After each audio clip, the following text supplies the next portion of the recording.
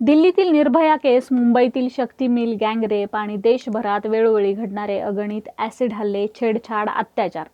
प्रत्येक वेळी देश हादरतो, मेणबत्त्या पेटतात, आंदोलनं होतात आणि काही दिवसांनी सगळं पुन्हा शांत होतं. पण प्रश्न तसाच राहतो, महिला खरंच सुरक्षित आहेत का?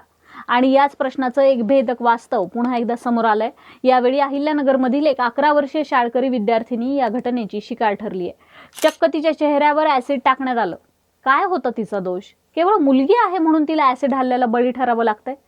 या संतापजनक घटनेनं महाराष्ट्रातील कायदा आणि सुव्यवस्थेचा प्रश्न निर्माण झालाय. हे संपूर्ण प्रकरण नेमकं काय आहे? आज अहिल्यानगर जिल्ह्यात काय घडतंय? लोकांमध्ये संतापाच्या ज्वाळा कशा भडकतायत हेच आपण या व्हिडिओत समजून घेऊ. नमस्कार, मी अनुजा आणि तुम्ही पाहताय कार्यारंभ. राणी अहिल्याबाई होळकर यांचा वारसा समोर ठेवून या जिल्ह्याला अहिल्यानगर हे नाव मिळालं. सबका मालिक एक असलेल्या साईबाबांचं मोठं संस्थानही याच जिल्ह्यात. आपल्या मागील पिढा साडेसाती दूर व्हावी म्हणून लोक ज्या शनिदेवाला घाबरतात त्यातील एक पीठ असलेलं शनी शिंगणापूर देखील याच जिल्ह्यात. अशा या पवित्र जिल्ह्यात एक 11 वर्षाची मुलगी ॲसिड हल्ल्याची शिकार व्हावी हे महाराष्ट्राचं मोठं दुर्दैव म्हणावं लागेल. इयत्ता 6वीतील अवघी 11 वर्षांची चिमुकली शाळा सुटल्यावर नेहमीप्रमाणे सायकलवरून घरी निघाली होती. संगमनेर तालुक्यातील कोल्हार गोटी मार्गावर तिचं घर आहे. पण घरी पोहोचायला काही अंतर बाकी होतं. वडगाव पाणी या गावाजवळ ती पोहोचली असता दुचाकीवरून आलेल्या एका अज्ञात नराधमानं तिला पत्ता विचारण्याच्या बहाण्यानं थांबवलं आणि काही काळाच्या आतच तिच्या चेहऱ्यावर ॲसिड सदृश्य द्रव फेकलं. त्यामुळे ती मुलगी जोरजोरात किंकाळ्या द्यायला लागली. आजूबाजूच्या नागरिकांनी संबंधित मुलीला जंबूकर हॉस्पिटलमध्ये दाखल केलं. या ॲसिड हल्ल्यात मुलीच्या उजव्या भागातील चेहरा गंभीर जखमी झालाय, भाजल्या गेलाय. त्यामुळे तिला प्रवरा ग्रामीण रुग्णालयात लोणी इथं दाखल करण्यात आलं. तिचा चेहरा 7% भाजलाय. या एका घटनेनं त्या मुलीचं संपूर्ण आयुष्य उद्ध्वस्त झालंय. तिच्यावर प्लास्टिक सर्जरी करावी लागणार असल्याची माहिती डॉक्टरांनी दिली आहे. डॉक्टरांची टीम तिचं आयुष्य वाचवण्यासाठी आणि नुकसान कमी करण्यासाठी प्रयत्न करतेय. पण ही फक्त जखम भरून काढण्याची लढाई नाहीये, तर तिच्या संपूर्ण आयुष्याशी निगडीत एक मोठा संघर्ष आज तिच्या वाट्याला आलाय.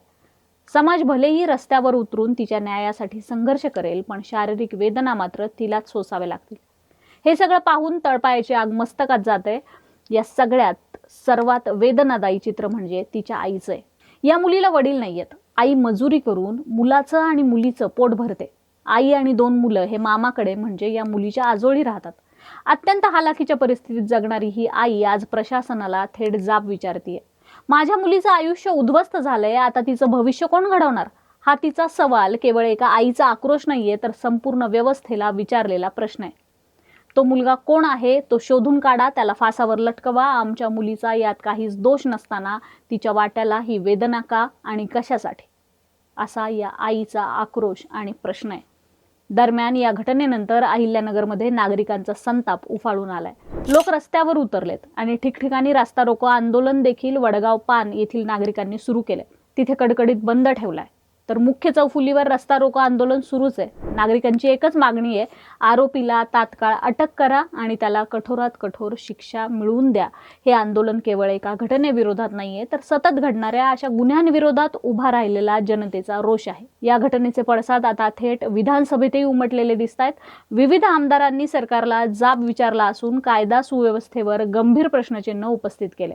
राधाकृष्ण विखे पाटील यांनी या प्रकरणाची दखल घेत तपासासाठी विशेष पथक नेमल्याची माहिती दिली आहे. तसेच आरोपी गावातीलच असण्याची शक्यता व्यक्त करत त्याला लवकरच अटक केली जाईल आणि कठोर शिक्षा होईल असा विश्वासही व्यक्त केलाय.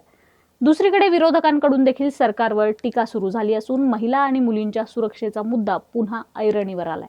संजय राऊत यांनी देखील सरकारवर ताशेरे ओढत संताप व्यक्त केला. आता सरकार पुन्हा एकदा समोर येईल, गृह खाते व्यवस्थित काम करतंय, हा ॲसिड हल्ला झालेलाच नाहीये, ती मुलगी नव्हती तर भावली होती, असे सगळे विधान आता सरकारकडून केले जातील असं सांगत त्यांनी उपरोधितपणे महाराष्ट्र शासन बेजबाबदार असल्याचा आरोप केलाय. पोलीस तपास सुरू असला तरी अनेक प्रश्न अजूनही अनुत्तरित आहेत.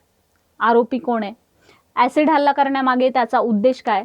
या निष्पाप मुलीलाच त्यानं आपलं टार्गेट का बनवलं? आणि सर्वात महत्त्वाचं म्हणजे अशा घटना रोखण्यासाठी आपली यंत्रणा नेमकी कुठे कमी पडते? ही घटना फक्त एक बातमी नाहीये, तर संपूर्ण सिस्टीमची चिरफाड करणारी ही घटना आहे. आपण प्रत्येक वेळी अशा घटना घडल्यानंतरच जागे होतो, संताप व्यक्त करतो, आंदोलनं करतो, पण काही दिवसांनी सगळं पुन्हा शांत होतं आणि प्रश्न तसाच राहतो. त्या चिमुकलीसाठी ही लढाई आयुष्यभराची आहे. तिच्या आईसाठी न्यायाची आहे आणि समाजासाठी जबाबदारीची आहे. आज गरज आहे ती केवळ प्रतिक्रिया देण्याची नाही तर ठोस बदल घडवण्याची. आरोपीला तात्काळ अटक झालीच पाहिजे, पीडितेला संपूर्ण वैद्यकीय आणि आर्थिक मदत मिळाली पाहिजे आणि अशा घटनांना कायमचा आळा बसला पाहिजे. ही फक्त एक घटना नाहीये, ही आपल्या समाजाची परीक्षा आहे. असे गुन्हे करणाऱ्यांच्या कायद्याच्या चौकटीत राहून 8 ते 10 दिवसात खटला निकाली काढला पाहिजे. बाकी तुमची मतं आम्हाला कमेंट बॉक्समध्ये नक्की सांगा. तुमचा आवाज राज्यकर्त्यांपर्यंत पोहोचवा. तुर्तास धन्यवाद.